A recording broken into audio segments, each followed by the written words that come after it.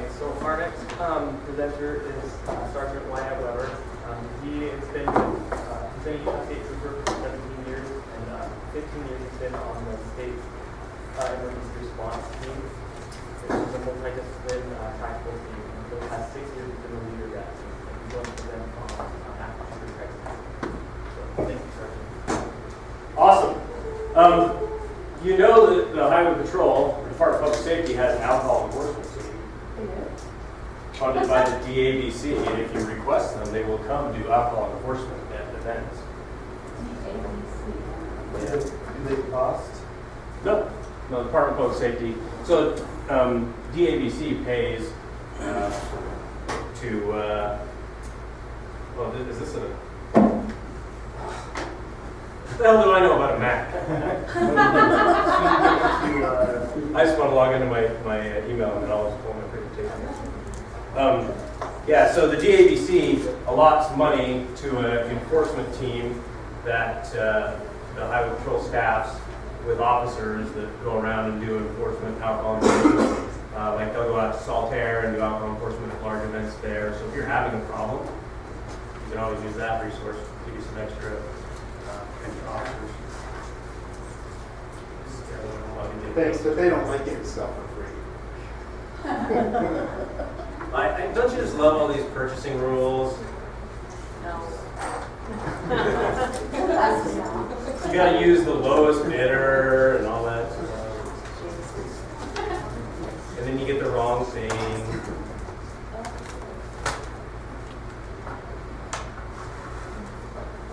It's gonna take me just a second while I do this.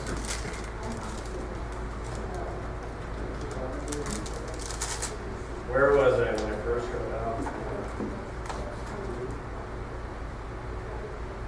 Just make sure I remember to log out so nobody starts sending emails to the governor or anything.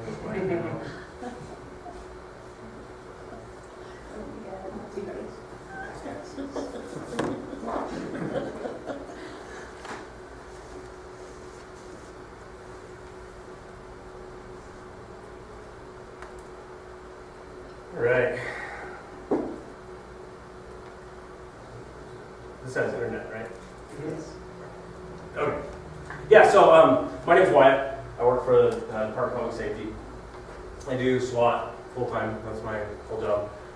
And then I do aviation on the side. So all your counties call us and we come rescue what we call recreational marijuana. People who try to eliminate themselves in the backcountry via stupid behavior. I probably have been to every county that's represented here multiple times. I was in Grand County yesterday.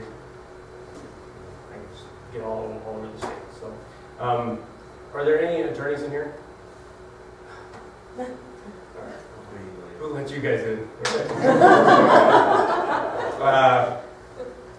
We'll get to it. They're used to it. Are there any financial people in here who do just finance stuff? Do you ever work with Zions Bank?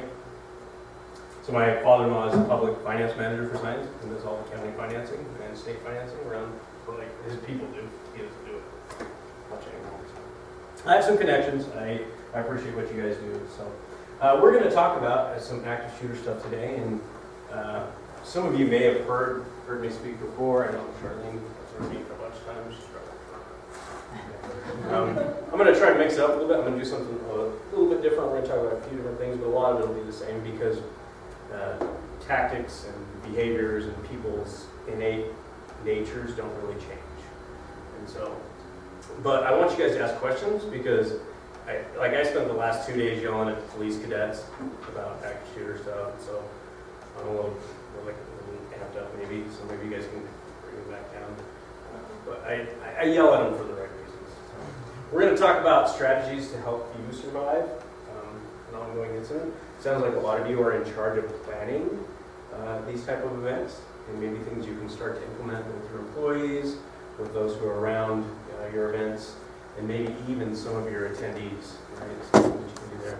Talk a little about close incident issues. I'm going to do a little bit of medical stuff with you, just an introduction. Any EMTs, paramedics, doctors, nurses, doctor. And we're going to talk about fires a little bit. kind of interesting. You guys are talking about like back searches and stuff like that. We're going to talk about what you can do in regards to firearms in government buildings and what you can't do, and things like that. So, quick definition of what an active shooter is. It's just basically an individual or individuals who are involved in causing death or serious bodily injury. Now, I'm going to say active shooter, but does it have to be a gun? Can I run through one of your county fairs with one of these and cause all sorts of problems? Knife, right? What are we seeing in Europe now, where they don't have access to a lot of firearms? What are they doing? Cars. What else? You don't even think about it. It's a huge problem there. Acid attacks, where they're throwing acid on large groups of people, right? So, all the same thing. I'll just say active shooter, but don't just always think of it. Think it could be knife, blade, all that jazz. We'll talk about it. This is my bag of problems. Okay, I'm going to start. Now we're going to blaze because I only got an hour, so I'm going to talk a little bit fast and hopefully stay on track. I'm going to talk a little bit about OODA loop. Okay, so Boyd, Colonel Boyd, he coined this, kind of came up with it. Basically says anytime you're making decisions or doing things, you're going through this 4-step process, okay, where you observe, orient, make a decision, and act on that decision. Okay, and so you see these loops happen all the time when you're driving cars, when you're playing sports, even the basic things. And so you're like, well, that's great. What does that have to do with an active shooter? Well, let me ask you a question. If a guy goes in, since you guys are talking about fairs, a guy comes into your fair and he's running around bashing people in the head with a bat, where is he in this loop? He's already acting, right? And where are we? Probably observing, right? We're already behind, right? And if we can't stop what he's doing, we're going to remain behind, right? We'll never catch up that loop unless we can break his loop, right? Because when you stop, when you break this loop, I think there's a laser on it. When you break this loop, you have to go back to the beginning, okay? So a guy with a bat running around bashing people in the head, cop pulls out a gun and shoots at him. Did we reset his loop? Yeah, he's like, oh, now he's not worried about bashing people in the head. He's worried about not getting shot. And so we reset his loop. But it doesn't necessarily have to be that. You could reset his loop by restricting his access to something, right? By locking a door, by hitting him back with something else, whatever, right? We've got to get him out of this acting and get him back here where he's now trying to figure out what he's going to do next. And we need to get you guys acting. And when I say you guys, it's everybody. Okay, because this, frankly, can happen anywhere, right? So, as Charlene can tell you, I've been all over the state. I've taught classes, thousands and thousands of people. And I taught a couple at the Utah State School for the Deaf and Blind. And one of the teachers, 2 days later, found herself in the mall at Murray when the shooting happened. Okay, and so you're here in the county capacity as your employment, but you could be at church, you could be at your kid's school, whatever, when something like this happens, right? So, bad guys in this loop, you're in this loop, who else is in this loop? Yeah, everybody there and responders, right? So I'm going to give you a few tips to make it easier for the responders to get where they need to get through this problem, okay? So it sounds complicated, but it's really not, right? So you go through this, you observe your surroundings, you orient yourself, like, okay, so there's a door and there's a door, and you decide, I'm going to run out that door, and you do it. It's just that simple. Okay? And so we'll talk about ways to make your loop faster and to get the bad guy out of his loop, and then to help cops and responders make their loops faster. So everybody's heard of fight, flight, freeze, right? That human response that you have. Has everybody heard of run, hide, fight? Right? That's pretty common. Like, everybody's pretty much on board with run, hide, fight. Now, there's other programs out there, right? People are always asking me, well, what's the best program? Well, there's one that's called ALICE, which is Alert, Lockdown, Inform, Counter, and Evacuate, which seems like a whole lot to remember. Right? There's one called ADD, Avoid, Deny, Defend. But those are all synonyms for run, hide, fight. Right? And so the reason I like run, hide, fight is because they are also synonyms for this natural human response that you have: fight, flight, or freeze. Right? Obviously, fight and fight are the same. Flight and run are the same. Hiding and freezing are pretty darn similar. Okay? And so this idea of this run, hide, fight really plays off people's natural tendencies, what they want to do in a situation like this. Okay? And so I'm going to show you a little video here. This is, I think my video's up next. Yes. So this is in a bar. You're going to see, this is a security guard. You're going to see another security guard right here. And then these are all patrons. And in this video, you are going to see every response. You're going to see a fight, you're going to see a flight, and you're going to see freezes. Okay? And it's kind of interesting to watch how people respond. And we'll talk about it.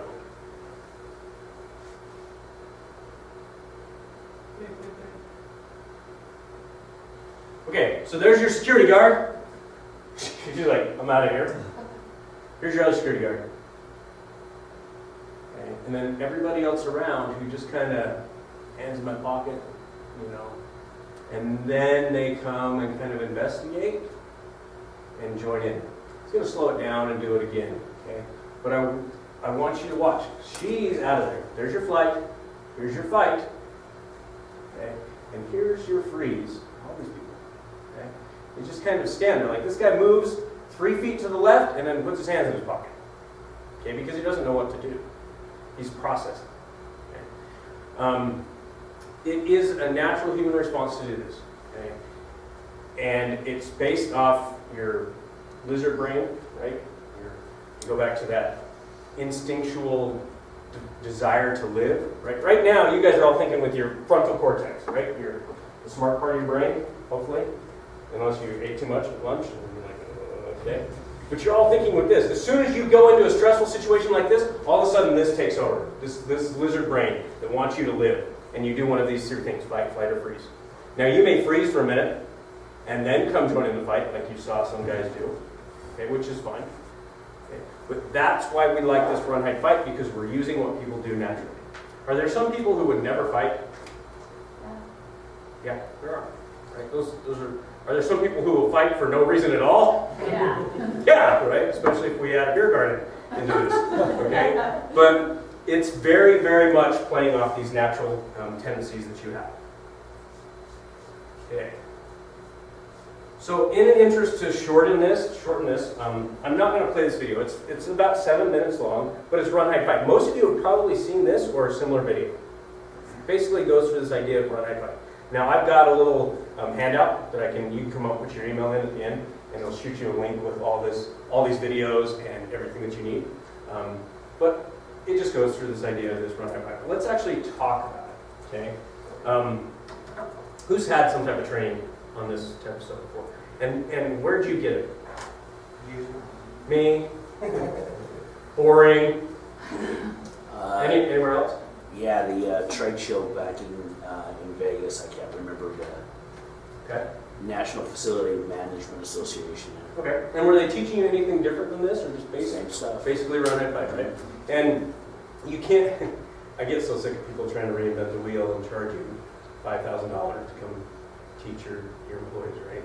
When it's really not that complicated, right? Simple video like this and a little bit of knowledge from maybe somebody who's got a little bit of experience, and you're good to go. Because when it happens, all bets are off anyway, right? Yeah. But and we'll talk about that a little bit. But here's what I don't like. I don't like absolutes. Okay?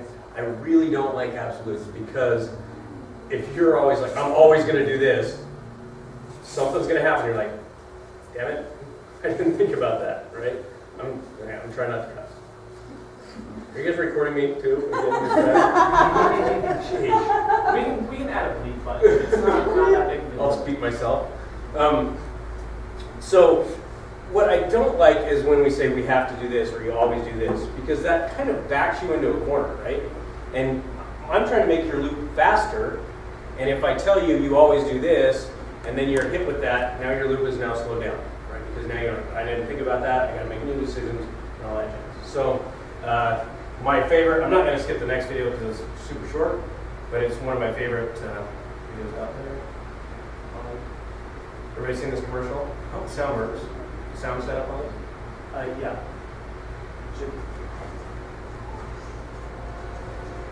Freaking mad.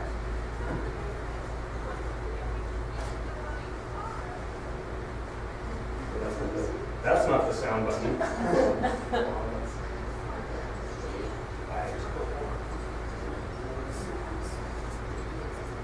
Maybe.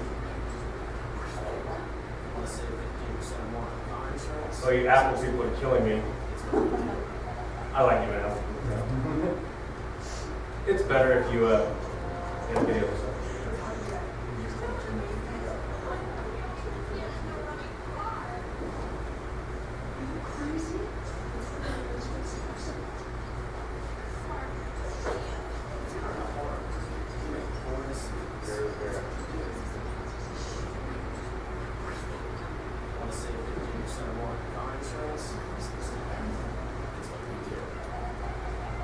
You can barely hear it, right? But you guys have seen this commercial before, probably, right? Yeah. Like where they've got all these options, which are hide in the attic, run to the cemetery, hide behind the chainsaws, or get in the running car, right?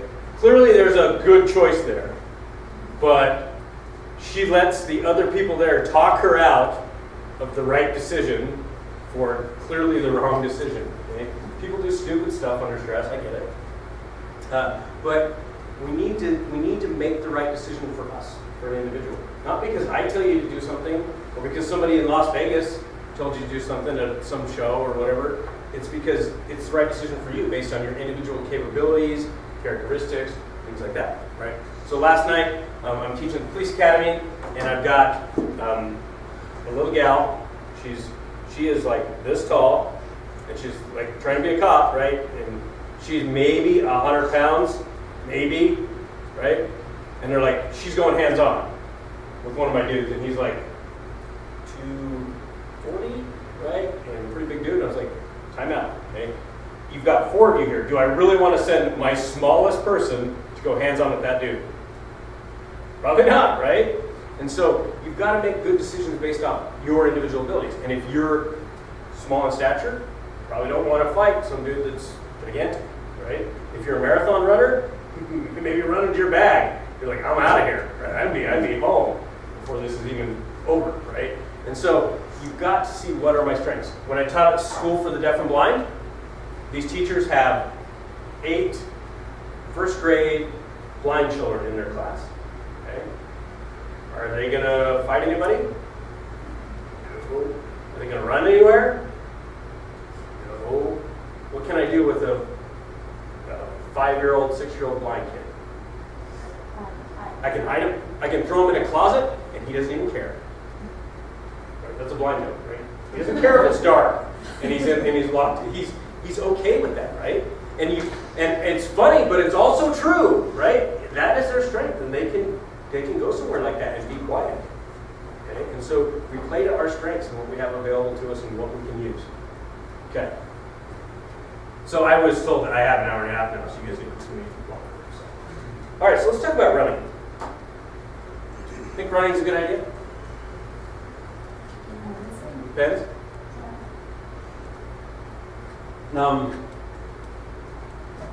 Think running was a good idea at Las Vegas? At the Las Vegas shooting? Could you fight that dude? 32 stories up, can't fight that. What could you do? Run and hide. You had 2 options, right? And I guess it depends on how fast you are and how far away you can get, right? There's our strengths again. Maybe I'm in a wheelchair. Running's not an option. I can hide, right? And so we have to go, that is a good option for me, maybe it isn't. When we talk about running, I tell people your goal is to get out and get away, right? And to put things between you and the problem. Okay? So this is a big one for like school teachers, because for the most part, what do schools teach? What do teachers do with kids in a situation like this? What are schools doing? Who has kids in school? Do you not ask? I think my kids' teachers are sufficiently freaked out because I ask all these questions right quick. Would you know what your school does with your kids? If there's a shooter in the building? They lock down. Most of them are locking down, right? So let's say we're in this room, I'm a teacher, right? And there's a shooter. They close the door, they lock it, right? And if they've got a window over their door, I guarantee you, 90% of the time, if they got a window, Right next to it is a small black piece of paper that's the same size as that window they put over top of it, so the bad guy can't see in.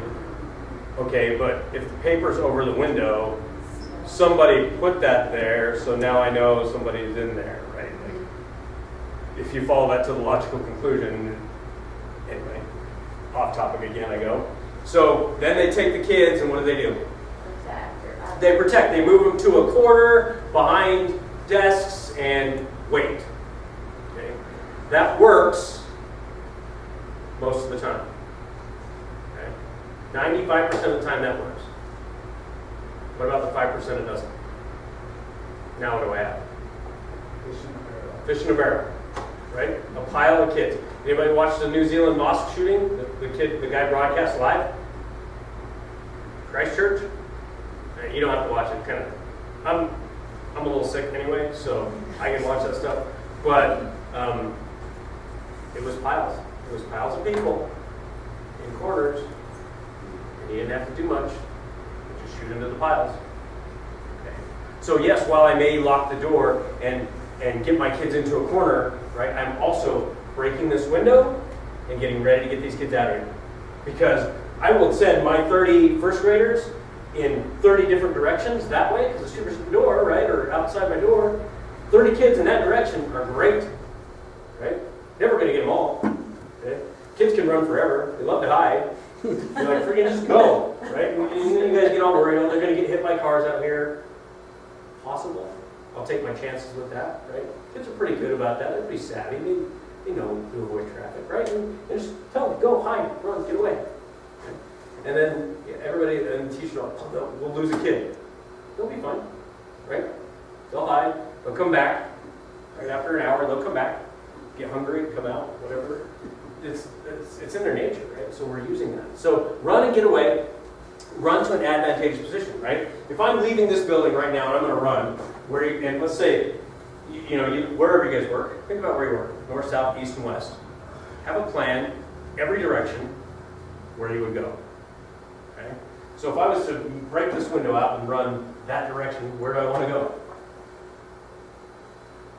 What can you guys see up there?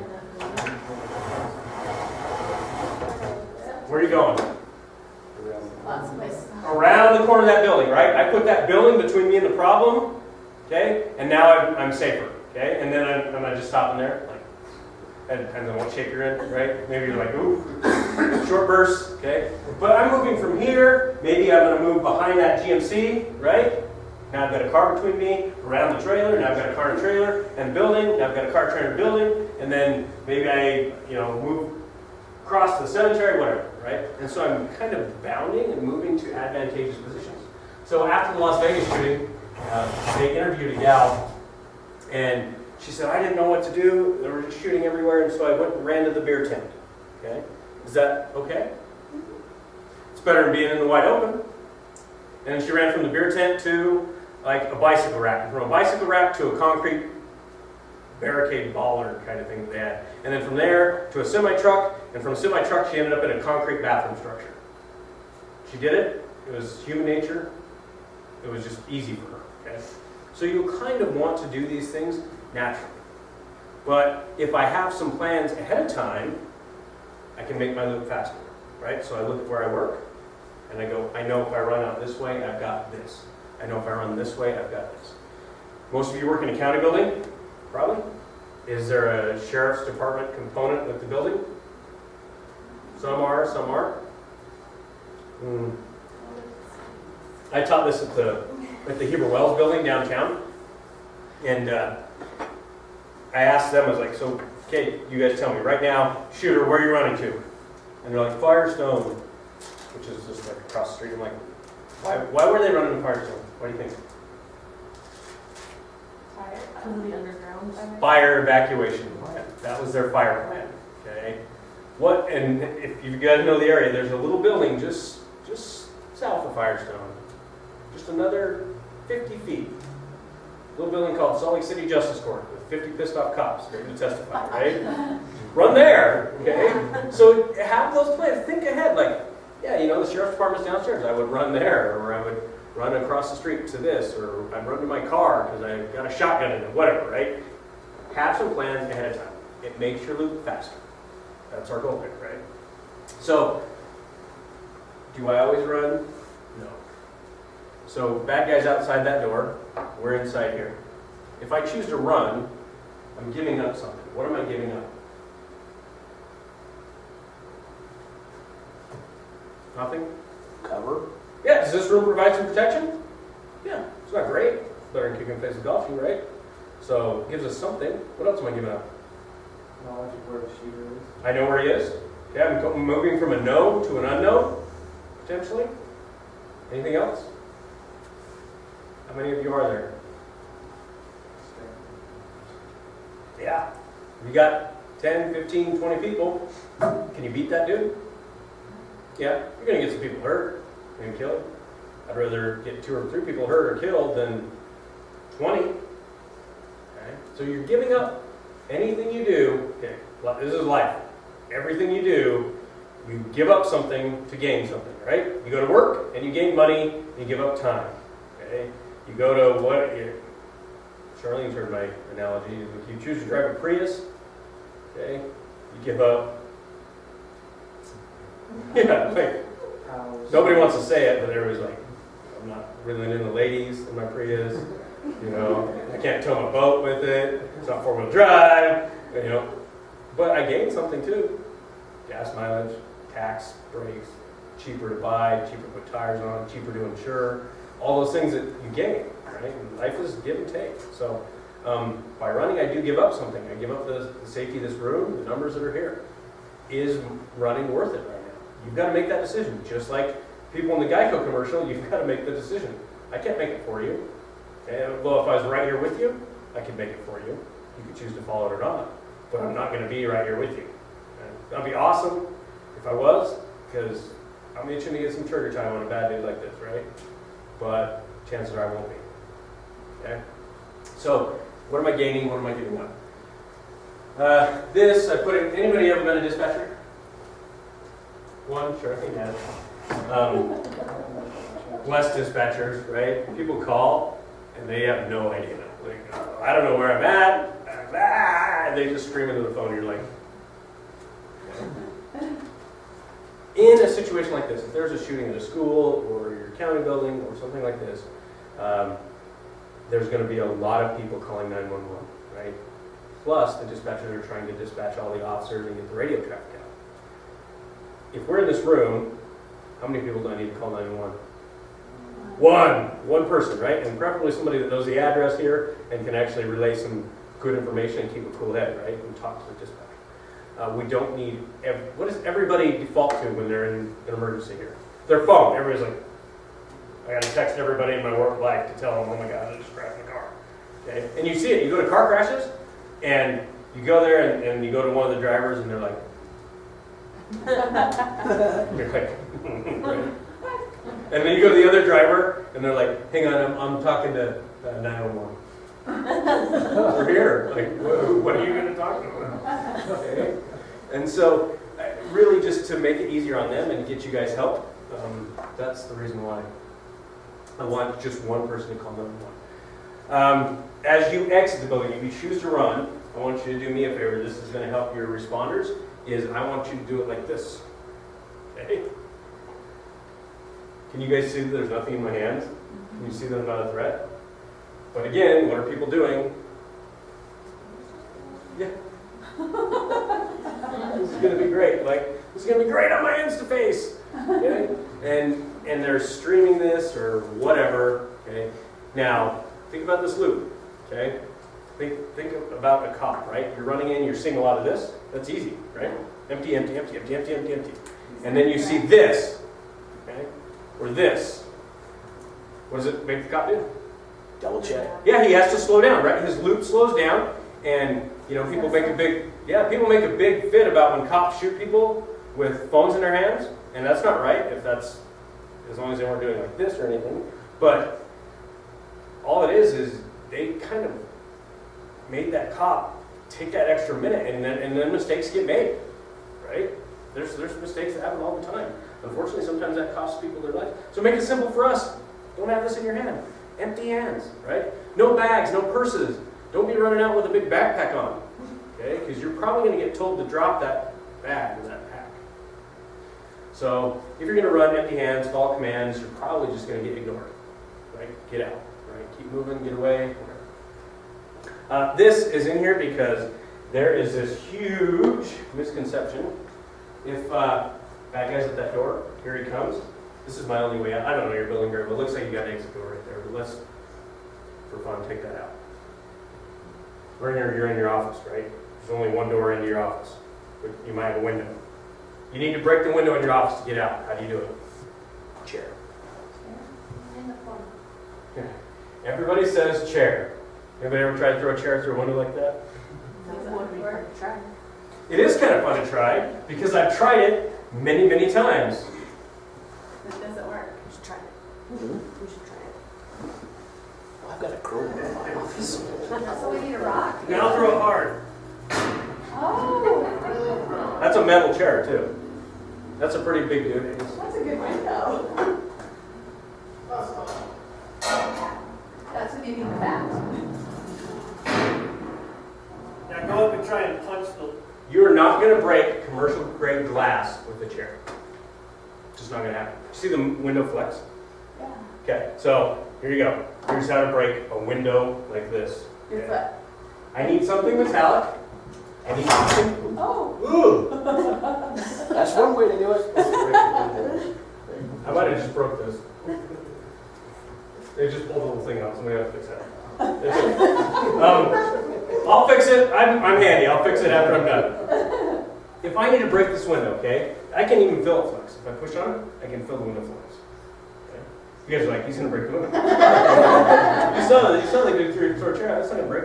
Okay? I can feel the window flex. So if I'm going to break it, I need something metallic, and I want to go to the corner where the frame is going to absorb the flex. Okay? That way, all my energy is going to be transferred into the glass. Okay? So I find something metallic. Okay? And you think it's got to be something like this. This is my window breaking bat, by the way. That's why it's all tore up. Glass does a number on metal. Okay? I'm going to find something metallic. I'm going to the corner. Okay? And I'm going to whip it. I'm not swinging for the fences. All I'm going to do is pop like that. And it'll break. Okay? Now, who has a bat? Nobody. Charlene, what do you guys have in Davis County to break windows? We have window breaking kits. They have window breaking kits. You know those little auto escape hammers? Yeah, we've got the little window. Little carbide tip. You just pop that window, it'll shatter every time. A lot of knives will have a window breaking thing on the end. Carbide tip, pop it, breaks the window every time. These work really well. Spring loaded center punch, We have some of those. right? I push it down on whatever, it loads, there's a spring inside, and it pops and breaks the window every time. Okay? There's a lot of school teachers who've been to my class who now have one of these in their desk. Okay?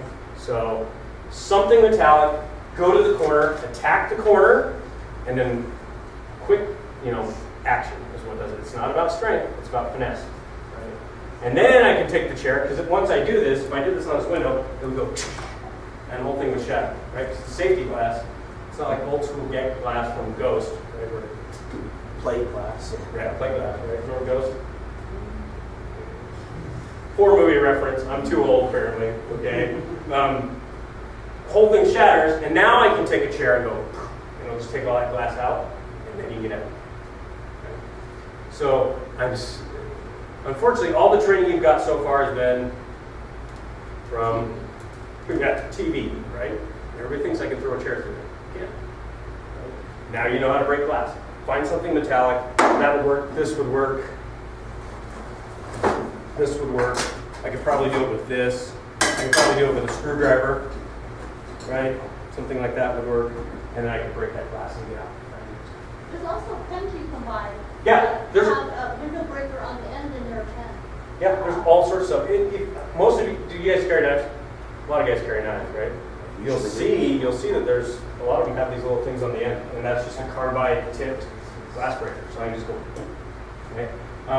You might be able to break it, like if you deploy your knife, you might be able to pop it like that and get it to go too.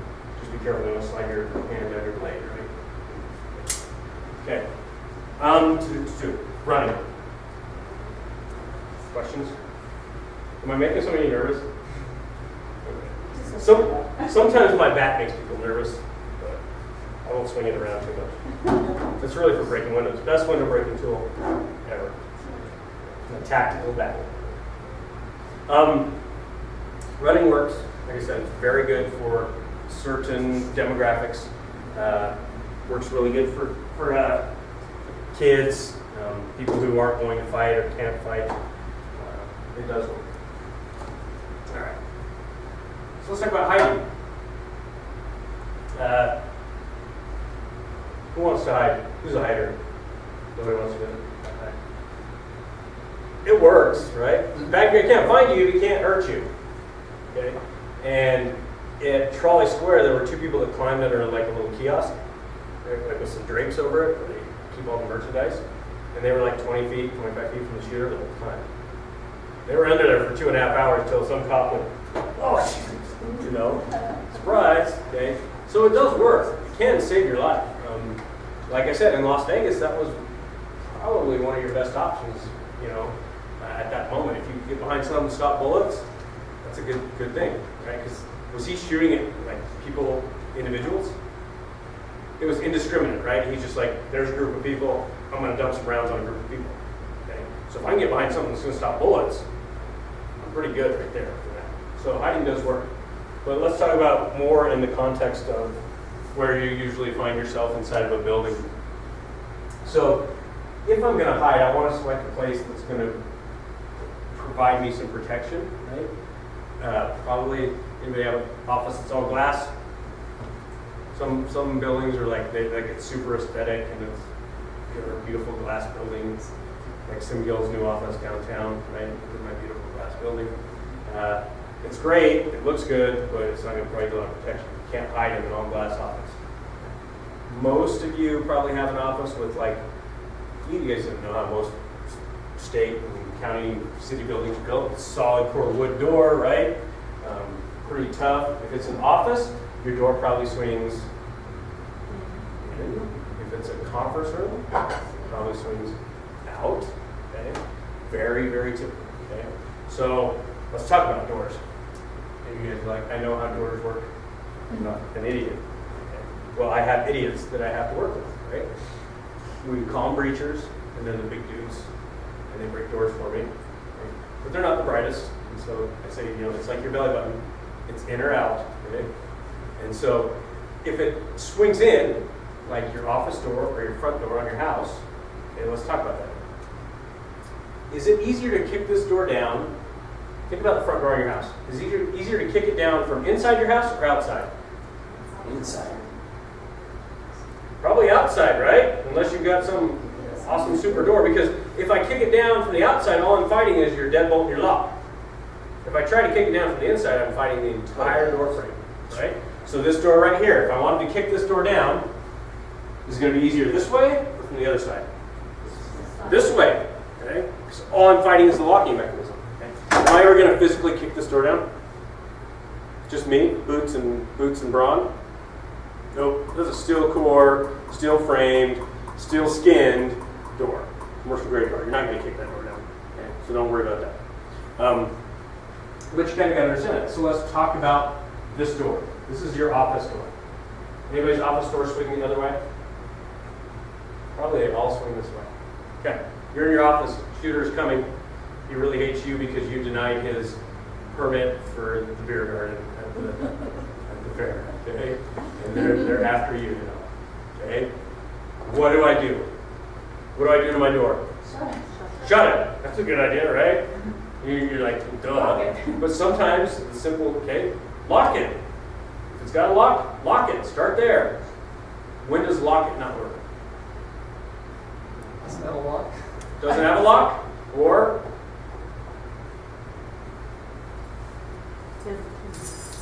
They have keys, right? Yeah. So how many of these people that do this actually work at the building, right? You can lock all the doors you want. If they've got a key and a card, it doesn't matter.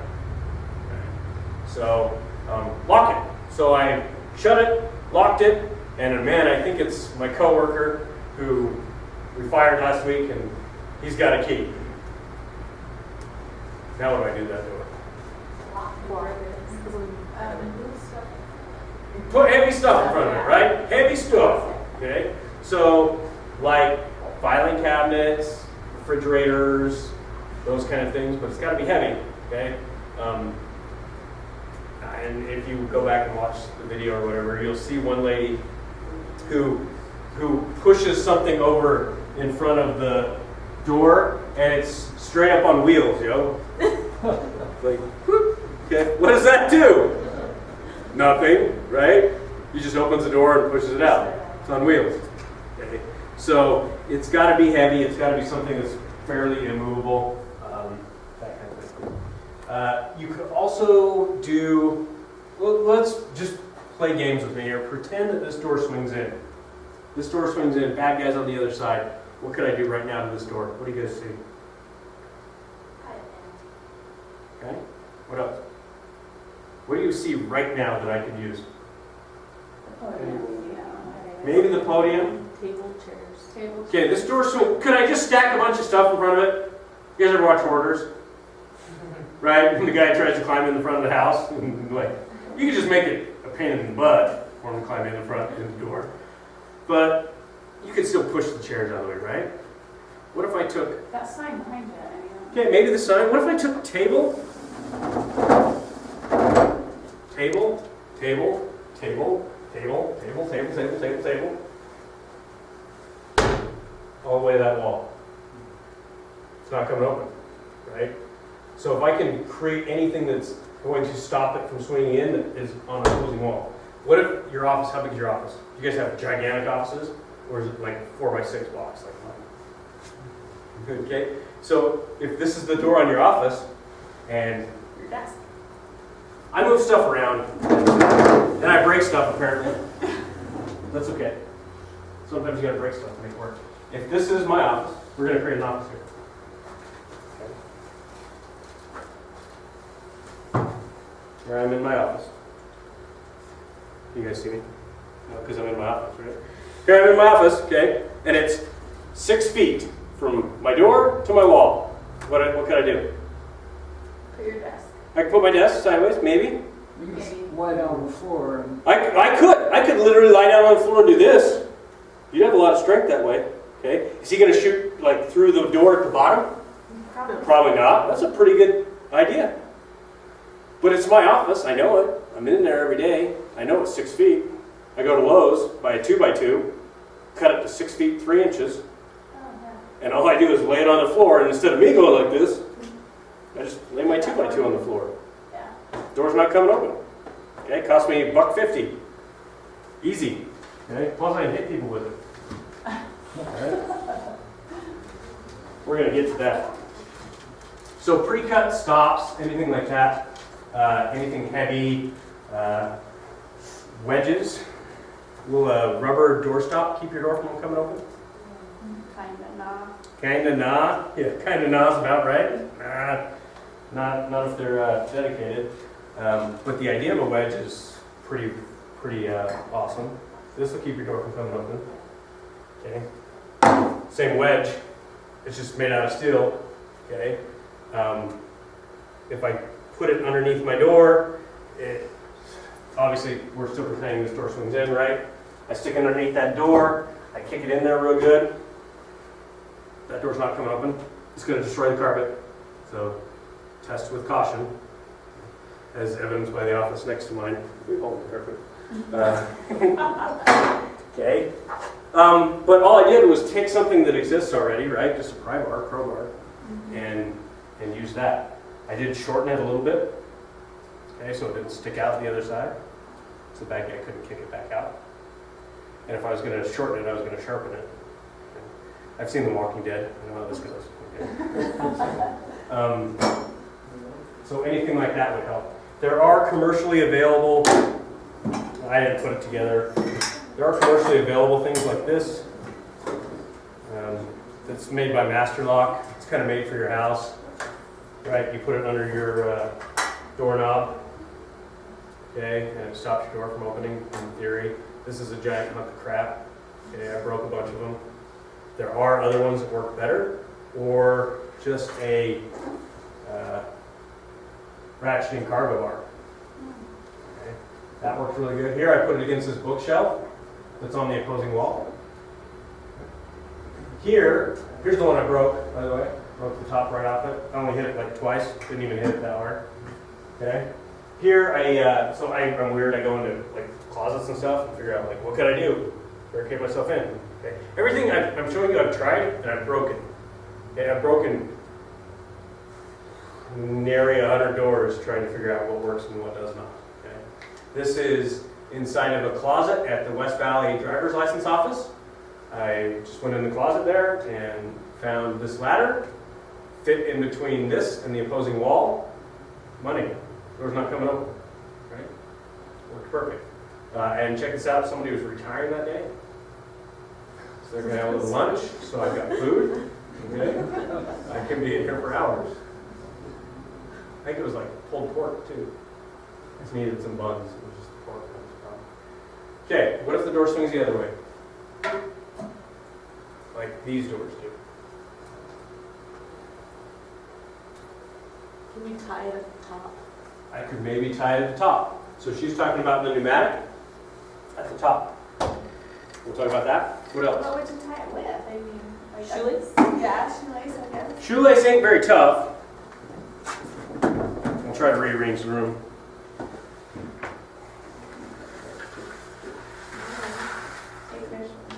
Oh, yeah, electrical cord. Electrical cords. I got a whole bunch of cordage right here. Yeah. A whole bunch of cordage right here. Whatever is available, right? Shoelaces probably aren't going to cut it. They might work on a pneumatic. So let me show you. So this is you can tie the doorknob, the crash bar, or the pneumatic. Let's see what I have first up. Pneumatic. So you've got them on this door and this door. Okay. What I'm doing is this pneumatic, as the door opens, it starts to spread, right? So it kind of sits like this, and it starts to spread like that. Okay? And if I can stop that from spreading, I can stop that door from opening. There I did it with giant zip ties. Here I did it with tubular webbing, so just some strap material. Okay? You can do it, sometimes you can fit like carabiners over it. You can do it with, here I did it with internet Cat5 wire. Pulled the Cat5 wire out of the ceiling. There was a building they were demoing. Pulled it out of the ceiling, wrapped that up, sent one of my guys around and was like, get the door open. It took him a good minute and a half to get that door open. Finally, this broke. Finally, this little metal bracket up top broke. But the Cat5 wire never gave out. Okay. If I can buy a minute and a half with the dude at my door, okay, in statistically speaking, you saved about 5 lives. Every 20 seconds in an active incident like this, somebody's shot or killed. Okay? So I just saved 5 lives. That's pretty damn good. Okay. Charlene will like this. Fire hose does work. I told you I would test it. I tested it. Okay. This is just a piece of fire hose, old fire hose. Firefighters get rid of this stuff all the time because they've got money coming out their butts. So all I'm doing is sliding this fire hose sleeve onto that pneumatic. And these doors are so dang tall and I'm so freaking short, right? I'd have to get a chair, slide it on there, right? And I'm stopping that from opening. It's got rubber inside, so it's kind of doesn't really slide off, but I tied this little thing on there so I can loop that around the back of it to stop it from sliding off, right? Because if you bounce the door, it'll start working its way off, okay? Same thing with the carabiner, same thing with any of that. You kind of need to stop it from bouncing off. Okay, so belt you would can... work good. What's that? Your belt would work. My belt would work. This belt was $70 though, so I don't really... Yeah, who cares? Save a lot. It's like got Kevlar in it, so my gun doesn't sag. So, but yeah, I would use my belt. Yeah, anything, right? I could even, I wouldn't use the American flag. I'd use the Utah flag, roll that up, right, and wrap it around, and maybe buy me some time. Even if all I buy is 20 seconds, it's a life saved. Okay, there's plenty of material in here to tie these doors shut if we needed to right now, because those doors don't even have locks on them, right? If we were going to stay in this room, we can't even lock that door. What we can do is tie those pneumatics shut, pile a bunch of crap in front of it, get a window open, right, and then wait. Maybe we're going to run, maybe we're not going to. Here, I tied my buddy in his office. I used 550 cord for that. So paracord, right, pretty common stuff that you find You know, people used to make bracelets out of it and wear them, right? Because they were like trendy, and now nobody does it anymore because they're kind of not trendy anymore. But this works really good. I can tie a lot of doors shut with the length of this, and that's $1 worth of stuff. The idea behind the bracelets was that you could take it, unwind it, and boom, you've got 20 feet of cordage. There was there's a movie with Stone Cold Steve Austin where he unwound his bracelet and then rappelled off of it. Okay. Would I rappel off of this? Probably not. Like, that's 500 pounds breaking strength, and any shock load is going to snap that.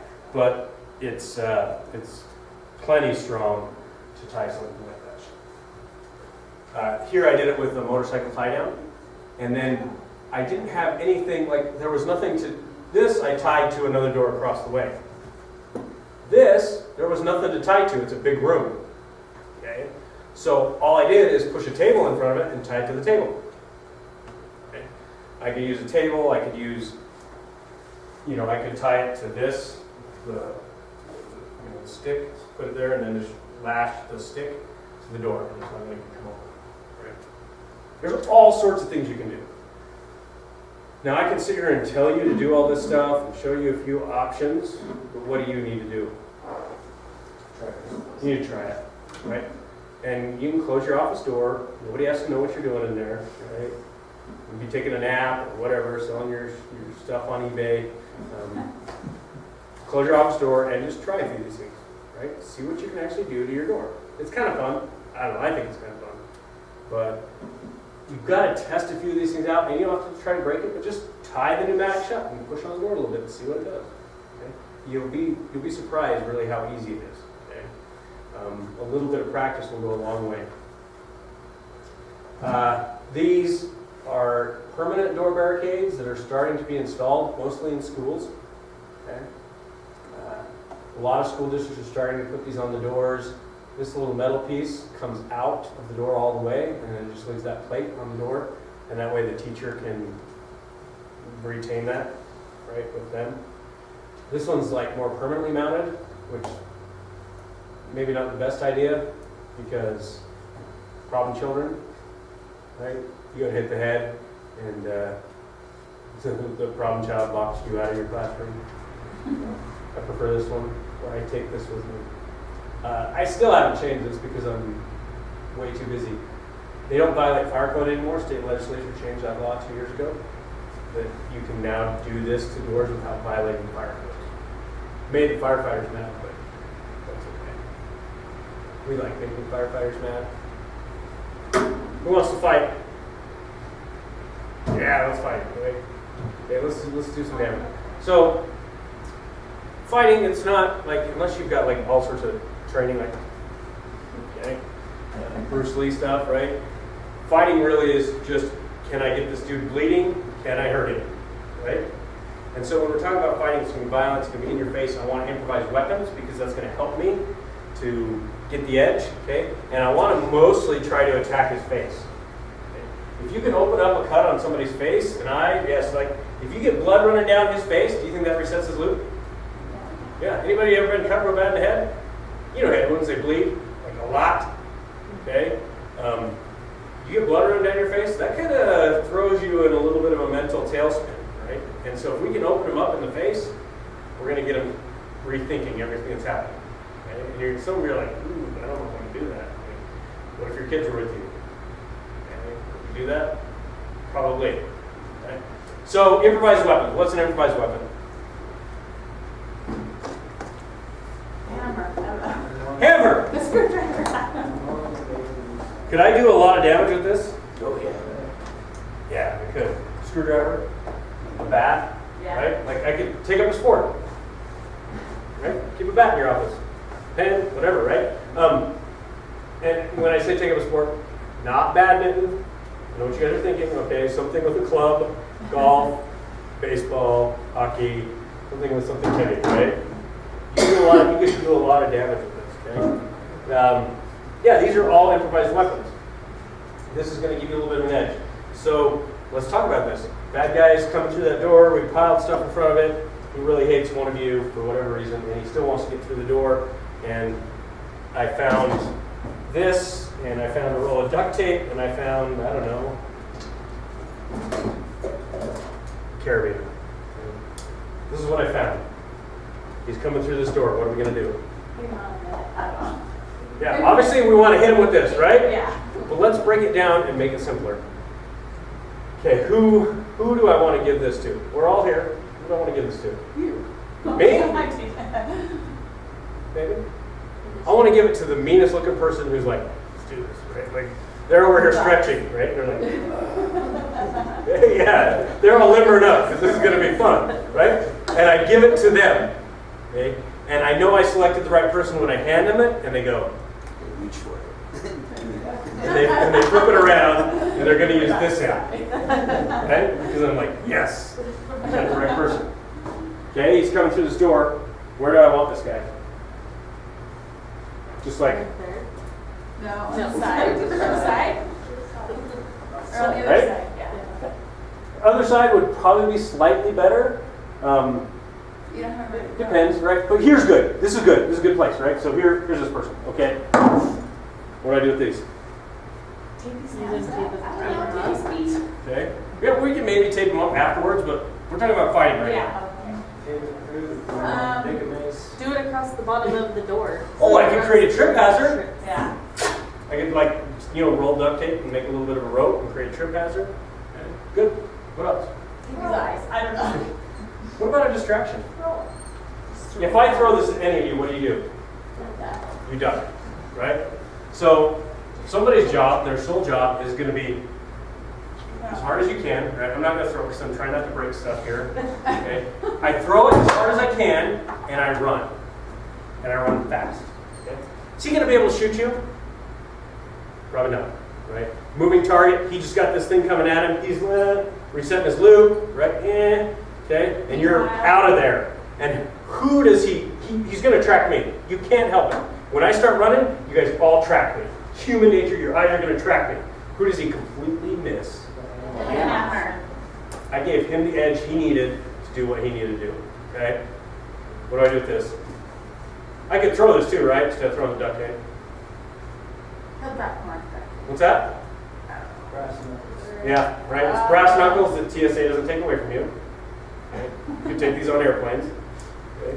So here I am, right? Somebody's right next to the hammer guy. He hits him, and I'm on top of him, just like rain blows. Okay? Here we are. Pop, pop, pop, pop, pop, pop, pop. When do we stop? When he's dead. When he's dead. No longer a threat. Well, there we go. When he's no longer a threat to me, right? Since there's attorneys in here, we have to say that. Okay? All right, but that's the losses, right? When they're no longer a threat to you, you can't continue to. Bam! You guys did an amazing job. You knocked him out. He's bleeding. He's on the floor, laying down, like damn. Okay, well done. Now what? Secure the weapon. Kick the gun away. Yeah. I bet I can tell you what you're going to tell next. Tie him up, right? Because that's what everybody says, tie him up. Yeah. Thank you, 50 Shades of Grey. Do I really want to kick that gun away? No. Oh, my goodness. So, could I pick it up and use it? Sure. If he's still a threat to you and you get a hold of his weapon, absolutely. Bam! Now what do I do with it? Do I want to be holding this when these cops come through this door any second? No. Right? Transition it to this position or pick it up like this, okay? And then get rid of it, right? Maybe I'm just gonna, okay? And I gotta get it back because you have no idea how many times I've left that in drawers around the state, okay? So now what? Do I really want to tie him up? Not if he's dead, yeah, if he's dead. Why not just run? Sleep. Yeah, just leave him. Just leave him there. You took his gun away. If he wakes up, do you think he's going to do anything else? No, Other than try to figure out what the hell just happened? Probably not. Right? He's probably done. Okay? Just get the heck out of there. Take everybody with you. Hey, we got him. He's down in the conference room. Let's get out of here. Okay, tell the cops. Hey, he's in the conference room. Go in the front doors. Left. And you'll find him. Cool, right? All right.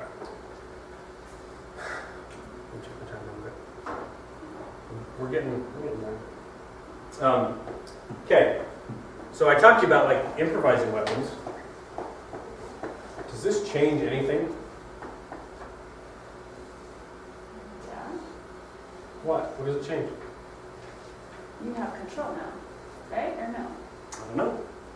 If I hit somebody in the head, what is this? Is this deadly force? Attorneys, is this deadly force? Yeah. Is this deadly force? The law don't care. They don't care if you hit him with this or shoot him with this. Okay? In fact, I do the plan exactly the same. But instead of a hammer guy, I have a dude here with a gun.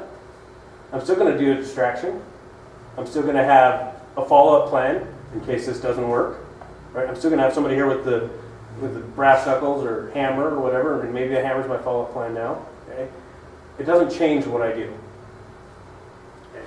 Because, and we're going to talk pretty extensively about this because it's probably something you guys may know. Do I want to take my concealed gun and start running around and hunting? No. No. I'm going to use this to protect all of us in this room, just like I would have used the hammer. All it does is change what I'm using for my tool. Okay, because that's what this is. This is a tool. That's all it is. And there's all this stigma around it, but it's really just a tool. Okay, so we talked about improvised weapons, dedicated weapons. This is the first thing everybody thinks about, right? A gun. Can you carry a gun at work? Yes, Depends on your job. yes. Yes, you can.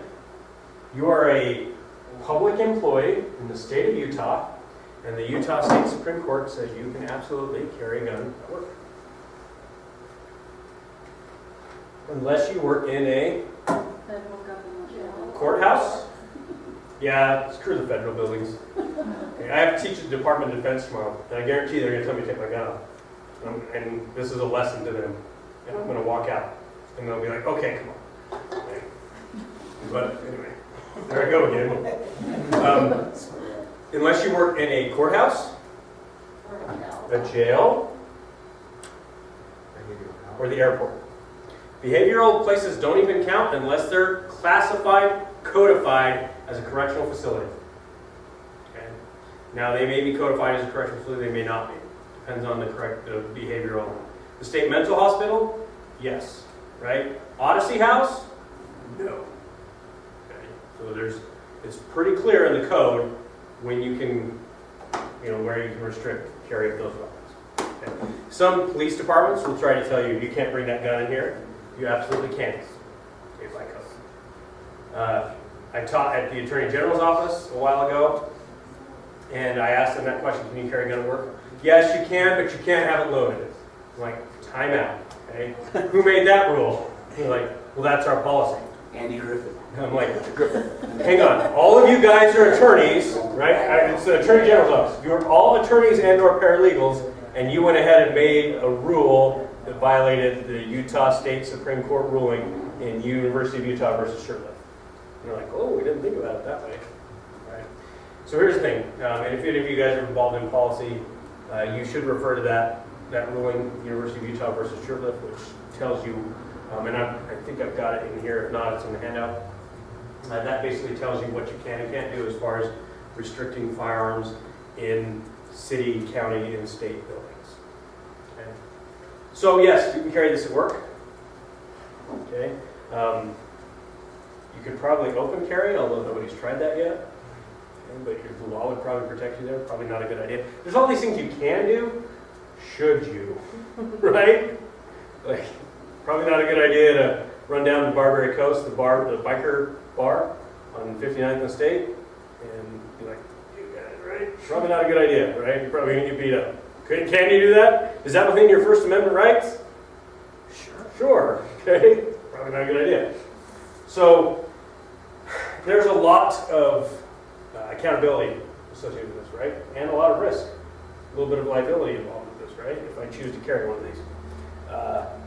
So if I choose to carry this at work, probably should be concealed, right? Should be on your person at all times or locked up in a safe or a similar type device. Okay. Should you let your coworkers know?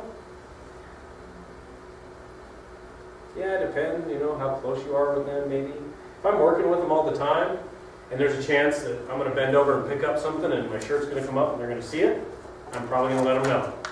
If there's never a chance they're going to see it, probably not going to let them. As a supervisor, can you ask your employees if they carry? Not legally. Okay. Well, you can ask anything, right? Do they have to answer? No. Right. You can't even inquire. Teachers can carry, of course, now in schools. You can carry in schools as long as you're doing it legally, concealed and permitted and all that jazz. Right? Questions about that? Right? No questions? You guys are. If anybody's county only have a sign on the front says no guns allowed. I think ours does. Yeah. And there's a lot of counties and stuff and city buildings that still have those on there. Now, if there's a jail associated with that building, you may be okay. Right. But it would have to be clearly defined as a correctional facility. Now, University of Utah can't tell you not to carry this on their campus. Can BYU tell you not to carry? BYU is a private university. Okay? So that's the differentiation. If it's privately owned, they can tell you whatever they want, right? You have to wear purple jeans and blue socks every day if you want to come to BYU. And you have to do that if you want to be on their campus. So BYU can tell you not to carry this. Larry H. Miller Theaters can tell you not to carry this. You go to a jazz game, do they let you bring this in a jazz game? Unless you got a badge. You know that everybody at the jazz game that's got a bracelet on is a cop? They put bracelets on the cops so they know who's armed. What do I do as soon as I get in there? Cut that off. I'm going to get rid of that. Right? I don't want anybody knowing. Okay? So, yeah. All right. No more questions about guns? You guys good? Got that locked down? What's another dedicated weapon? Knife? Knife, maybe? Right? If knife's going to be your dedicated weapon, you got to do some training with it. Okay? Because if I get in a knife fight, who's getting cut? Everybody! Okay? Plan on it. Everybody's going to get cut. I don't train enough with a knife for me to consider a dedicated weapon. What do I do with my knife? I open boxes, pick my nails, right? That's about it. Break window. What's that? Break windows. Yeah. This is a taser. Oh. Civilian taser. Right? Do I do anything else with this? I do lots of stuff with this, right? Cut boxes, whatever. Do I do anything else with this? It's got a sole purpose. Anything else with taser other than party tricks? No? Like dares? I dare you Dares. to ride the lightning for 10 seconds, okay? So this is a civilian taser. It's the exact same as a police taser. It's just shaped differently, and it cycles for 30 seconds. So you tase them and you set it down, and you run away. Okay?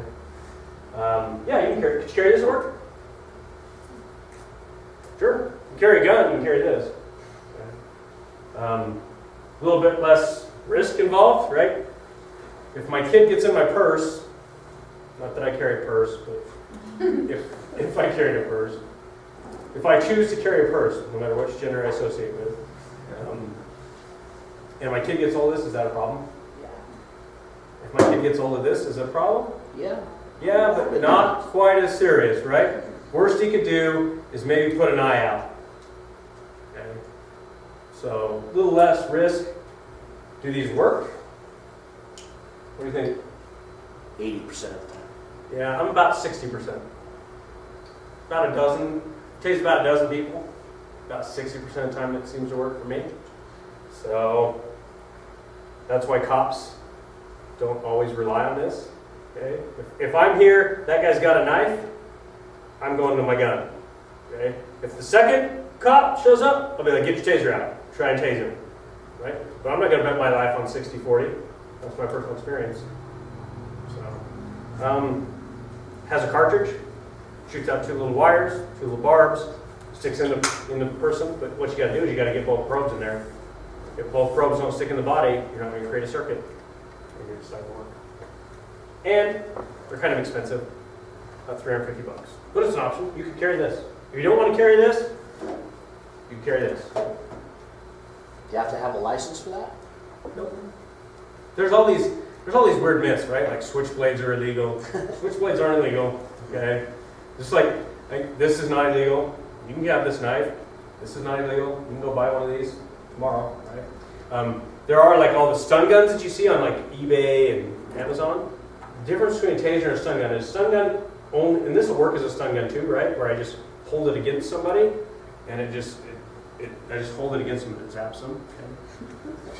Don't make me nervous like Non-working demo. Oh, good. That's what a stun gun does. This actually has the cartridge that shoots out the probes, and you can engage people at 21 feet. So that's the idea behind it. That's the difference between a taser. Okay? If I tase somebody, okay, if I tase her right now, what happens when I let off this power button? Does it stop? It stops shocking her, and what does she do? Recovers. She's back 100%. There's no lasting effect. Okay? It's not like you see in the movies where they're down for 2 hours, and you put a black bag over their head and throw them in a van. Right? They're down, they're back, and they're pissed off because it hurts a lot. So you could carry that. That's an option. Kind of expensive. Questions about taser? Anybody carry pepper spray? It's just water. Baby's like, need to move. Anybody carry this? Nobody carries pepper spray? Really good stuff? Does it work? Used to be real popular. Anybody been pepper sprayed? Oh, this stuff sucks, dude. I'd rather be tased than pepper sprayed. Hands down. Because this is 2 to 3 hours before you start to feel normal again. It sucks, okay? And so, very, very good for like the sexual assault, non-motivated perpetrator. Somebody's gonna, grab me on the jogging trail, like happened in Sandy yesterday. I can spray them, okay, and they're probably gonna break off, right? It's gonna be so uncomfortable for them, probably not worth it. Guy's got a gun, and I spray him. What's he gonna do? Start firing. Shoot me, right? So, not an equal match for a gun, right? In fact, we spray all of our dudes and make them kick and punch and fight, and then put a gun together and engage a target, all while being sprayed. So you can fight through it, okay? So, not going to stop a dude with a gun. It's not an equal fight. But what could I do with this other than just spray him? If I sprayed that much that I just sprayed at you, what would everybody in here? This whole room, all your eyes would be watering. Everybody would start coughing. You're like, this sucks, and I didn't even get a direct exposure. I was just a little bit in the air. Right? So, anybody got ideas? What if We could have sprayed the dude coming in the door. I could spray the dude coming in the door? Better yet, what if I just spray the door and then lock it? And then, so now I put a chemical barrier on top of a physical barrier. And if I hose down the outside of my door, nobody is going to stand anywhere near that door for any extended period of time. And if he does touch the door, what is it now? Burning. It's on his hands. Okay? His hands are going to start burning. What's he going to do? Probably touch his face. Okay? Because people touch their face all the time. Right? How many times have I touched my face while I've been up here? Everybody, like I see people touching their face all the time. He's going to touch his face. Now it's on his face. Okay? And he's like, what the hell is going on? Why do what it burns? Okay? And it's probably enough to, if not cause him to break off his attack, it's probably enough to slow him down, constantly resetting his loop because it hurts. Okay? And you're going to help everybody that he encounters after that. Okay? Very good for area denial, that kind of thing. Okay? So, and it's cheap, right? $10 and get a can of this, keep it, with it. Now, if my kid gets hold of this, it's just funny. Right? He'll never do it again. He will never get in your purse and play with mom's pepper spray again. Okay, because it really, really hurts. And it's not going to be permanent. It's not going to damage him. It's just going to suck for a couple hours. And then it'll kind of go away, and then you shower, and it starts all over again. Because your pores open up, and it just gets in there again. So, pretty good for that. It's cheap, readily available. Can you carry this? Sure. Yeah, it's definitely an option for you to have with you. Mace is not a real thing. Mace was a chemical. Pepper spray is Mace is illegal in the U.S. now. Pepper spray is just derived from peppers. See that? It's super hot peppers. And they measured on, like a jalapeno, they measured at Scoville heat units. A jalapeno is about 6,000. This is about 250,000. So, like, take a jalapeno, rub it in your eyes, and then jab it in your eyes, and then punch yourself in the face. And that's kind of what you could maybe expect. It's pretty miserable stuff. Any other dedicated weapons you guys can think of? Now, out of curiosity, do any of your counties have policies that regulate weapons and things like that you can think of? Yeah. There's a few. There's a few counties and cities who have these antiquated policies that they haven't updated since that ruling by the Utah Supreme Court. Okay. So just be aware, especially as an attorney, you could be sued as a county for not allowing somebody to exercise their constitutional right to carry a firearm in state buildings. Yeah. Our policy, it allows the carrying of a firearm, but there are some restrictions on what can be done with it in the office under normal circumstances. But I think there was an exception for any kind of situation where it would have to be used. I mean, obviously, who cares about policy in that situation? But, right. So that's one of those things you can't. And you probably understand this as good as anybody. If I stop somebody for a DUI and I go do field tests on them, and I'm like, well, you're under the legal limit, but I'm not going to let you drive away. Can I do that? No, I've extended that detention past the scope. Okay? And so I can't make additional rules that restrict anything that would allow them to exercise the Constitution. I can't tell them what to carry, I can't tell them how to carry, where to carry, anything like that. Okay? Unless it's violating a law, I can't restrict them in any fashion. That makes sense? Probably not what you wanted to hear. no, well, take a look. Yeah, it's definitely worth a look, right? And these laws extend not just to your employees, but to your customers that come into your facility, right? So at the driver's license division, you can come in with a gun on, open carry if you want, and renew your driver's license. Okay? Whether you like it or not, you live in Utah. If you don't like it, move to California, where you can't do any of that. It's up to you. Right? If you want to smoke weed recreationally, move to California. Right? If you want to use weed medically here, fine now. Just can't smoke it. Okay. One last thing, we're done. In one of these situations, there's going to be people who are injured. Okay? We talked about all those. We talked about firearms. Here's the statute, by the way, 7862407, which tells you when you can use deadly force. We're going to talk a little bit about medical stuff real quick. How many people make their employees get CPR trained?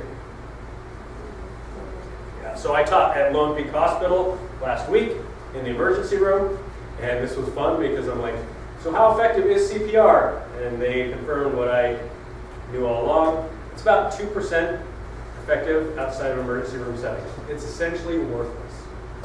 Okay? And so we're spending all this time training people with CPR. Has anybody been trained to stop massive bleeding? Few. Okay? That's what's killing people. That's where we're losing people in these type of incidents and in car crashes, is massive bleeding. Okay? So if you know CPR, you know the last 4 of my acronym up here, which is MARCH: massive bleeding, airway, respiration, circulation, head, and hypothermia. You know airway, respiration, circulation if you know CPR. Okay? It's easy. Pat an airway, make sure they're breathing, pump on their chest, don't even have to breathe in their mouth anymore, blah, blah, blah, blah. Okay? Massive bleeding is where we're losing people.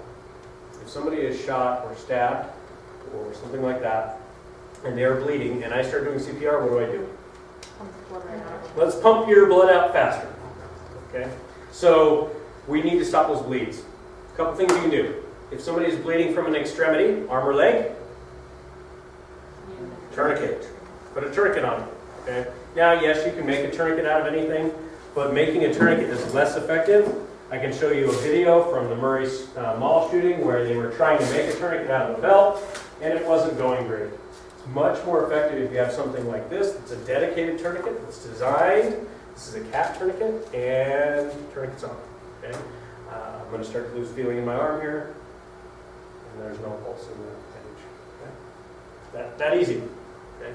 There are a lot of buildings that are starting to place these tourniquets or something similar throughout their buildings, okay? So that people have access to something like this. Tourniquet appendages, when I put a tourniquet on, I put it as high as I can on the limb, cinch it down till the bleeding stops, and I leave it there. And I'll take it off. Is this our next presenter? And are you an attorney too? I am. I knew it. See, you guys keep sinking in on me. Yes. Is that only in extreme cases where you cannot stop it with compression? 'Cause I just put it on. Here's the thing, right? Like medical people and people in the ER will tell you, or nurses and doctors will be like, well, try direct pressure first. If I just got shot and I'm in the middle of a gunfight, do I want to try this? And if that doesn't work, try that? Or do I just go to something that I know is going to work and then go back to saving my life? Right? And so, and doctors will agree if you explain it to them like that. Look, I'm in the middle of a shooting. I'm not going to try direct pressure because now I have to maintain that and run around like this. If I do this limb's good, I've got this hand, I can do other things to now save my life and try to get out. Or whatever I'm going to do. Okay? And that's why also sometimes you'll hear put it 2 inches above the wound. Right? You probably heard that if you had any tourniquet training. That's great, except I'm still being shot at. I'm not going to go, okay, put it here. Right? I'm just going high, tight, cinch it down, I'm good. Okay? And I'm the most unlucky person in here because if I don't go high, where's the next one going? Right there. And I'm like, dang it, now I got to move it up. Okay? Just put it as high as you can, sit down, bleeding stops. Leave it. Okay? You could try, if time wasn't a matter and you weren't actively being shot at or whatever, then you could try direct pressure. But in an active shooter situation, slap it on, be done with it. Okay? You'll still be able to use this arm for about 10 minutes. And then you'll start to lose use of it. Okay? Does that make sense? Why I say that? yeah. Okay. Tourniquet, high and tight, cinch down, bleeding stops. I could be shot somewhere else though. Junctional hemorrhaging, I'm hurrying. Hips, shoulders. Can you put a tourniquet on any of those? Could I bleed just as much from my hips as I could from a leg? If I have a major femoral severance, how long do I have? 3 seconds, 30 seconds. 30 seconds, like till you're unconscious. And are those 30 great seconds? Those are 30 seconds of holy crap. See? I'm learning. Okay? So if I was shot in the hip, I could have that same artery severed inside.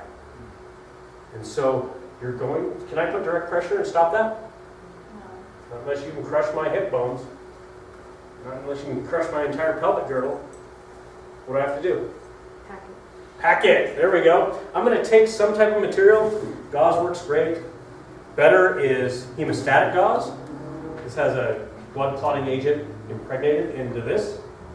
Okay? This is amazing. You can stop a full femoral severance with just this and a little bit of pressure.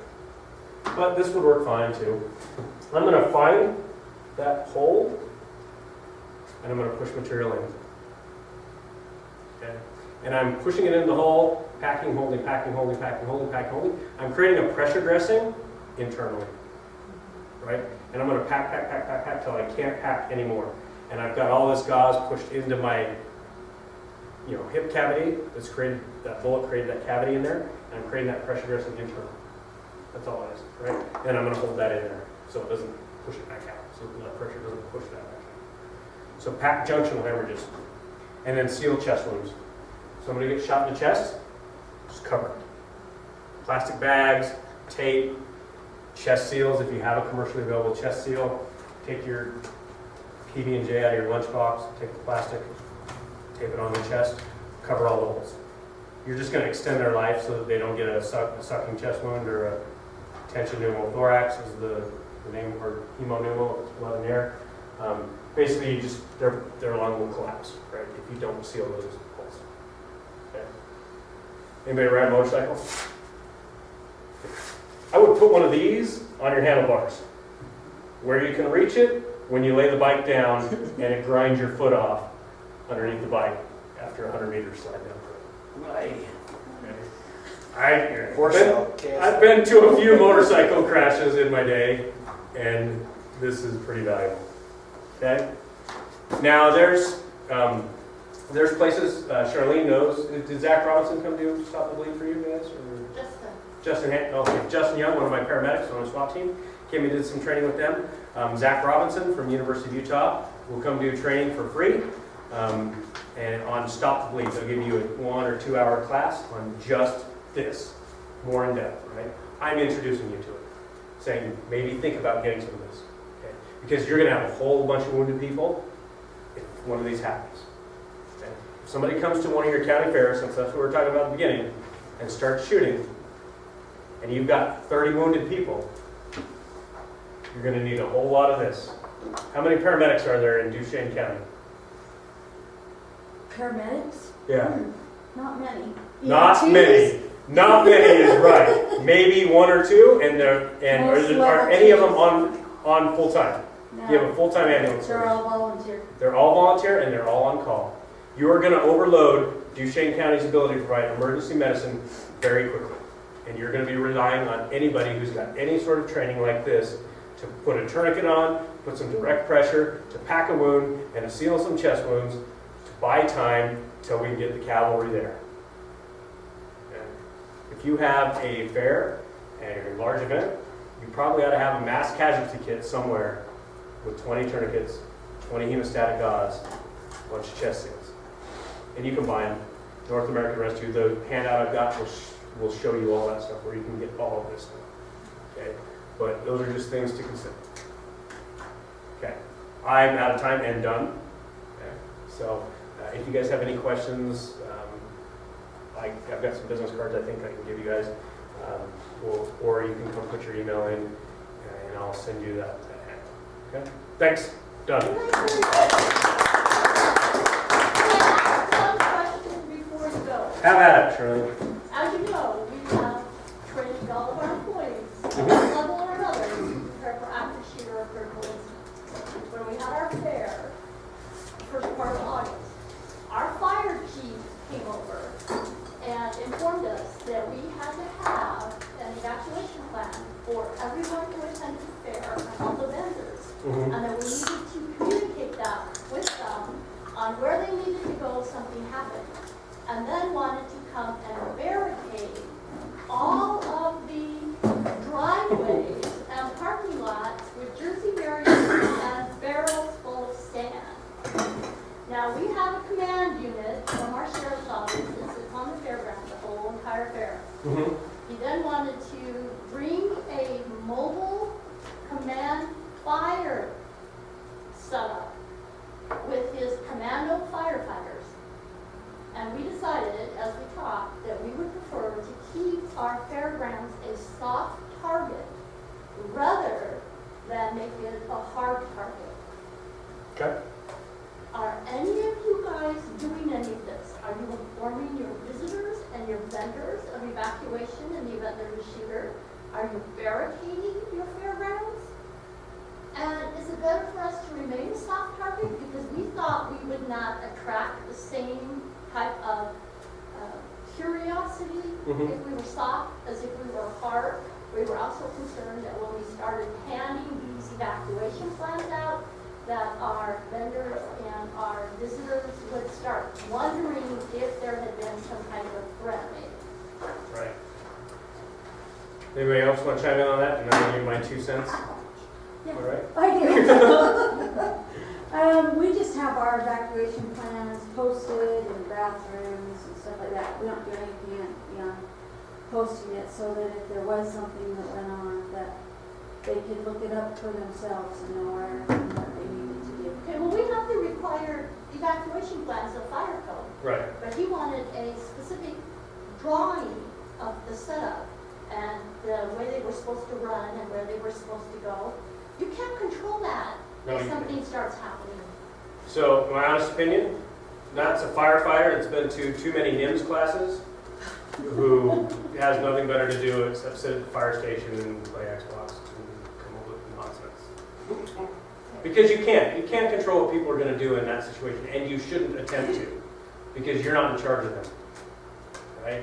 As far as hardening a target, I like some of that. Right? I like being able to put up ballers or sand-filled things that would prevent maybe a vehicle from being driven onto the fairgrounds and just start running random people over, because those are hard to stop. It's actually harder to stop somebody in a vehicle running people over than it is somebody with a gun. So how do you stop a vehicle? Either a bigger vehicle or some good shooting, right? That's the only way you're going to really stop a vehicle. That's tough. So I like that aspect of hardening it, but as far as trying to regulate what everybody else is going to do, again, show them the Geico video. You got to do what's best for you, right? And I nothing against that, but we get to this point where we overplan and we go to these federal classes where they teach you to do this and this, and I've done all the NIMS classes, and now I know how to order 49 bulldozers in the event of an earthquake, right?